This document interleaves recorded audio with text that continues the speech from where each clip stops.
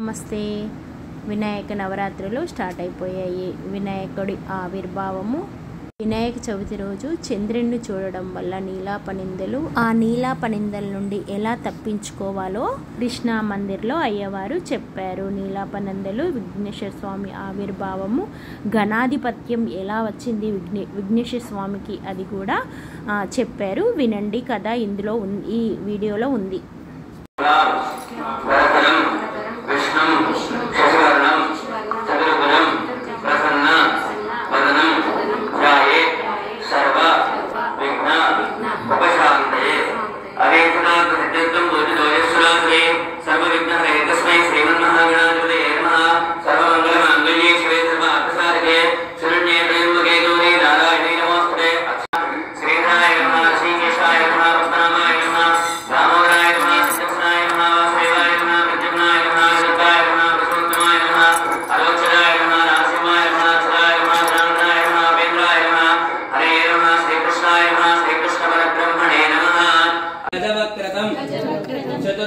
చతుర్భుజం పాశాం అంకుశధరం దేవం ధ్యాయేత్ సిద్ధి.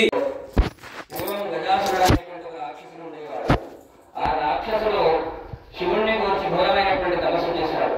ఆ తపస్సుకి ఆనందించినటువంటి భోలాశంకరుడు ప్రత్యక్షమై ఏం బలం కావాలో కోరుకొని ఆయన అన్నప్పుడు ఆ గజాసురుడు అనేటువంటి రాక్షసుడు త్రిలోక పూజన కావాలి అని కోరుకున్నాడు. కాకపోతే అసురులకు త్రిలోక పూజన లభిస్తుందా? లభించదు. కాబట్టి ఆ పరమశివుణ్ణి తన కుక్షయందు ఉండిపోమని ప్రార్థించాడు.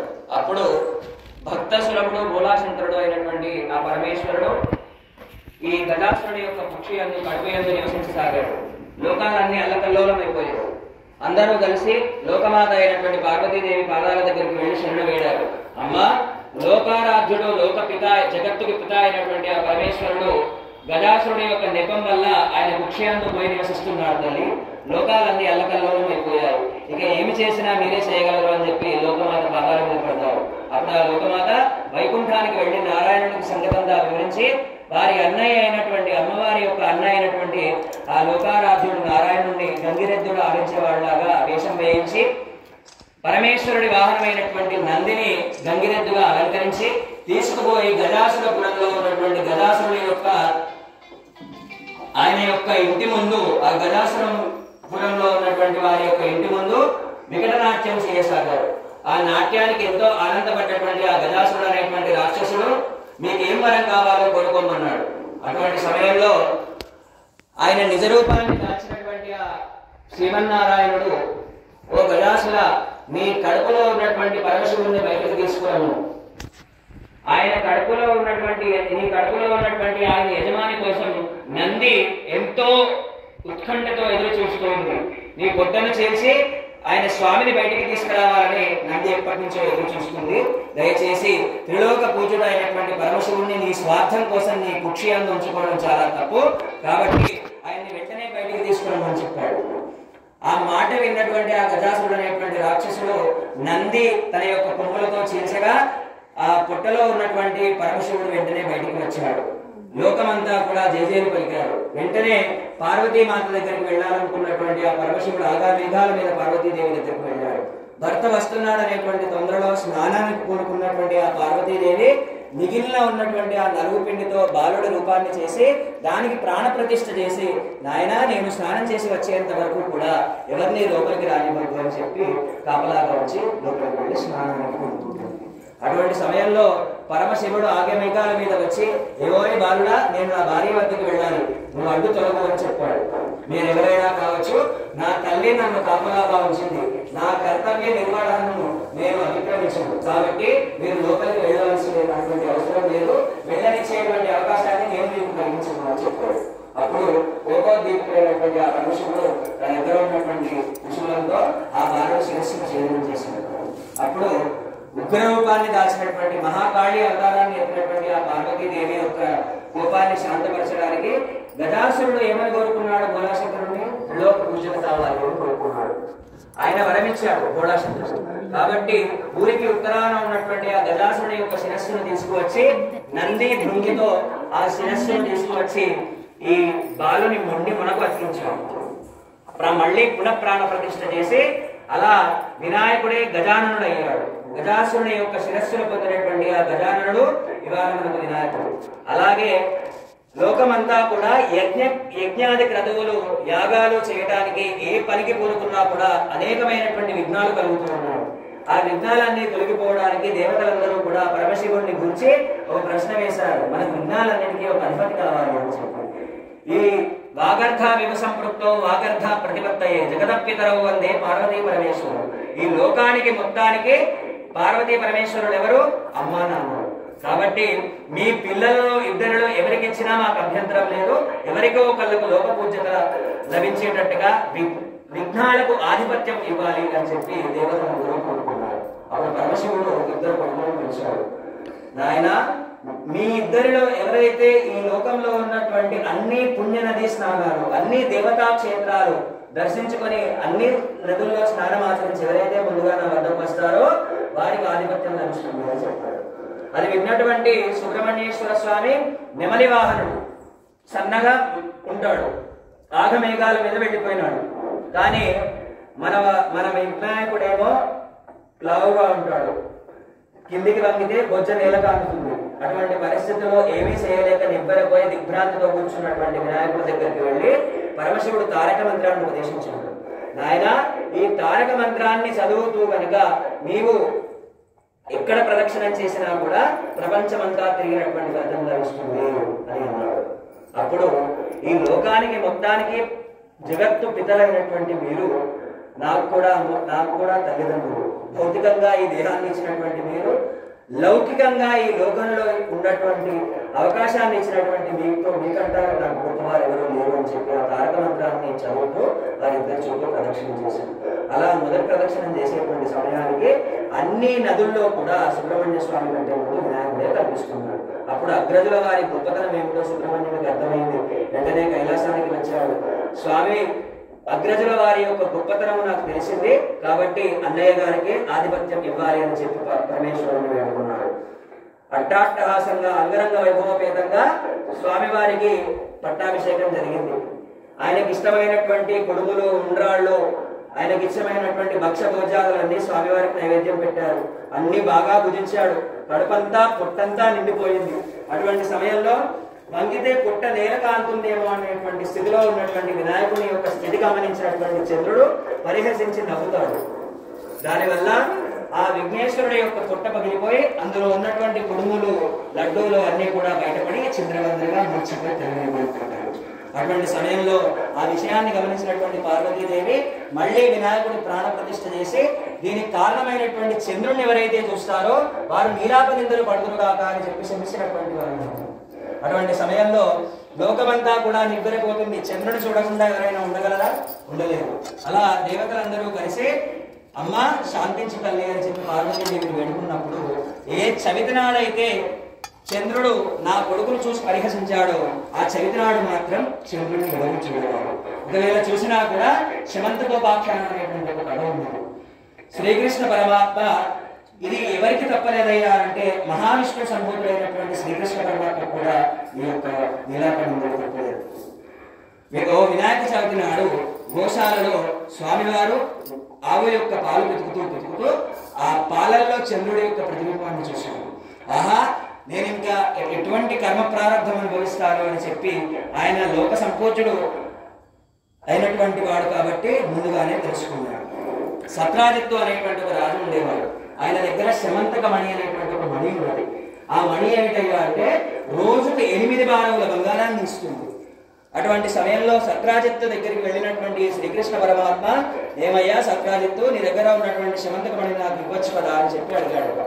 అప్పుడు ఆ సత్రాజిత్తు ఎంత ఆత్మీయుడైనా ఎంతటి దగ్గర వారైనా కూడా 8 భారముల బంగారాన్ని ఇచ్చేటువంటి ఇంత నిక్షేపమైనటువంటి నిధి ఎవరికి ఇవ్వరు ఆయన అని చెప్పాడు. అటువంటి సమయంలో సత్రాజిత్తు కొడుకు వేటకై బయలుదేరినప్పుడు ఆ శమంతక మణిని మెడలో ఆభరణంగా ధరించి వేటకై బయలుదేరాడు. వన్యమృగాల చేతిలో సంహరించబడి జాంబవంతుని యొక్క గుహ దగ్గర పడిపోయాడు. అక్కడ ఆయన మెడలో ఉన్నటువంటి ఆ శమంతక మణిని జాంబవంతుని తీసుకువెళ్ళి జాంబవతి అయినటువంటి తన కూతురికి ఆటవస్తువుగా ఇచ్చాడు. ఇప్పుడు సత్రాజిత్తులు ఆ మణి గురించి అడిగింది ఎవరు? శ్రీకృష్ణుడు. కాబట్టి సత్రాజిత్తు ఏమనుకున్నాడు? శ్రీకృష్ణుడే దొంగలని నిశ్చయించాడు. అలా నిశ్చయించి నీవు వెన్న దొంగతనం చేసినట్టే ఈ మణిని కూడా దొంగతనం చేశావయ్యా అని చెప్పి ఆయన నింద వేశాడు. ఆ నిందను బాపుకోవడానికి నేనే బయలుదేరుతాను అని చెప్పి ఆయనే రంగంలో దిగాడు. జాంబవంతుని యొక్క గుహ దాకా వెళ్ళాడు. ఆ గుర్రం అడుగుజాడలను అనుసరించుకుంటూ జాంబవంతుని గుహ దాకా వెళ్ళాడు. ఆ జాంబవంతుని గుహలో ఉయ్యాలలో ఆ మణిని పట్టుకుని ఆడుకున్నటువంటి ఆ బాలికను చూశాడు. వెళ్ళి ఆ మణిని తీసుకున్నాడు. తీసుకున్నటువంటి సమయంలో తనతో ఉన్నటువంటి క్రూరమైనటువంటి గోర్లతో శ్రీకృష్ణుడి మీద జాంబవంతుడు దాడి చేశాడు. వాళ్ళిద్దరూ కూడా ఏకదాటిగా 27 రోజుల పాటు యుద్ధాన్ని చేస్తూ ఉన్నారు. క్రమేణా ఈ జాంబవంతుని యొక్క శక్తి ఏమో తగ్గిపోతూ ఉన్నది, శ్రీకృష్ణుడు పరమాత్ముడి యొక్క శక్తి ఏమో పెరిగిపోతూ ఉన్నది. అప్పుడు అర్థమైంది జాంబవంతుడికి, అయ్యా మీరెవరో కాదు, సాక్షాత్తు ఆ మహావిష్ణువే.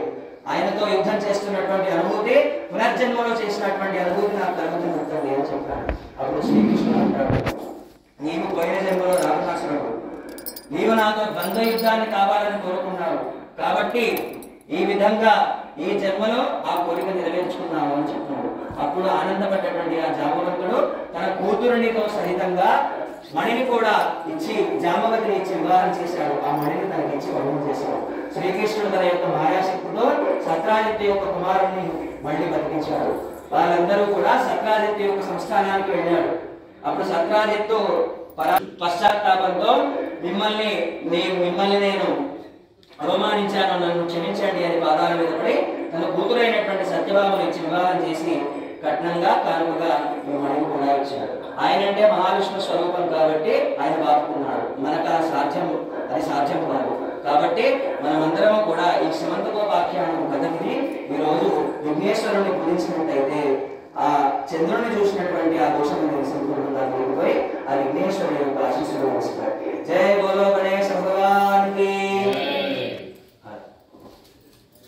हरता वार्ता विघ्नाची नुर्वे पूर्वे प्रेम कृपा जयाची सर्वांगी सुंदरा अतिशेंदुराची कंठी झडके माल मुकुटा पाडांची जय देव जय देव जय देव जय देव जय मंगलमूर्ति जय श्री मंगलमूर्ति दर्शन मात्रे मन कामना पूर्ति जय देव जय देव लंबोदर पीतांबर पडिवर वंदना सरला संडा वक्र तुंड त्रैनयना दाश्रमाचा वाट्पाहे सदना संकटी पावावे निर्वाणी रक्षावे सुरभर वंदना जय देव जय देव जय देव जय देव जय मंगलमूर्ति जय श्री मंगलमूर्ति दर्शन मात्रे मन कामना पूर्ति जय देव जय देव मंगलम गणराजाय मंगलम हरसूनवे मंगलम विघ्नराजाय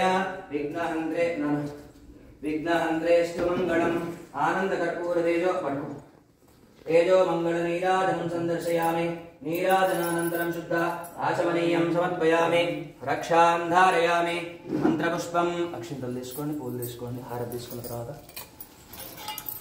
एकदन्तं चतुर्हस्तं पाशमङ्कुशधारिणं रथं च वरदं हस्तैर्बिभ्राणं मोषकध्वजं रक्तं लम्बोदरं शूर्पकर्णकं रक्तवाससं रक्तगन्धानुयुक्ताङ्गं रक्तपुष्पैः सुपूजितं भक्तानुकम्पिनं देवं जगत्कारणमच्युतम् आविर्भूतं च सृष्ट्यादौ प्रथमे पुरुषात्परम् एवं ध्यायन्ति यो नित्यं स योगी योगिनां वरः ॐ नमो व्रातपतये नमो गणपतये नमः प्रमदपतये नमस्ते अस्तु लम्बोदराय एकदन्ताय विघ्नविनाशिने शिवसुताय श्री वरदमूर्तये नमो नमः तत्पुरुषाय विद्महे वक्रतुण्डाय धीमहि तन्नो दन्ति प्रचोदयात् कात्यायनाय विद्महे कन्याकुमारी धीमहि तन्नो दुर्गे प्रचोदयात् तत्पुरुषाय विद्महे महादेवाय धीमहि तन्नो रुद्र प्रचोदयात् ईशानः सर्वविद्यानाम् ईश्वरः सर्वभूतानां ब्रह्माधिपति ब्राह्मणोऽधिपति ब्रह्मा शिवो मे अष्टशिरा शिवो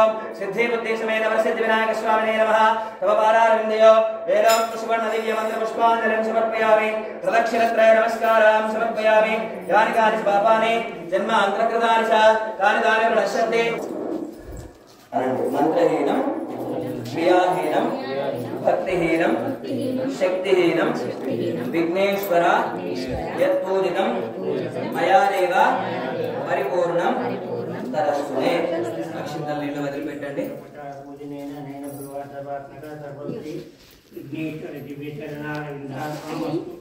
సర్వం శ్రీకృష్ణార్పణమస్తు. కాయేన వాచా మనసేంద్రియైర్వా బుద్ధ్యాత్మనా వా. విఘ్నేశ్వర స్వామి ఆవిర్భావము, గణాలకు అధిపతి, నీలాప నిందలు తొలగించుకోవడం ఎలా, శమంతోపాఖ్యానము అది కూడా విన్నాం కదా. ఓం గం గణపత్యే నమః.